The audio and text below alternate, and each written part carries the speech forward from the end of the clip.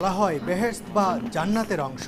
ভাবছেন দুনিয়ার জমিনে জান্নাত, এটা কিভাবে সম্ভব? মদিনার মসজিদে নববীতে মহানবী হযরত মুহাম্মদ সাল্লাল্লাহু আলাইহি ওয়াসাল্লামের রওজা মোবারক ও খুতবা প্রদানের মিম্বরের মধ্যবর্তী এই জায়গাটি রিয়াদুল জান্নাত বা জান্নাতের অংশ। জীবদ্দশায় এমন একটি জায়গা দেখতে পাওয়া প্রত্যেক মুসলিমের জন্যই সৌভাগ্যের ব্যাপার।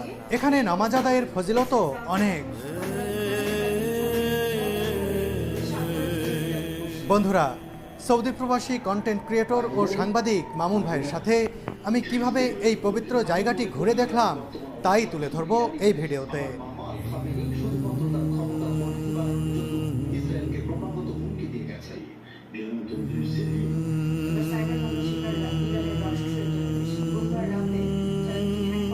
মসজিদে নববী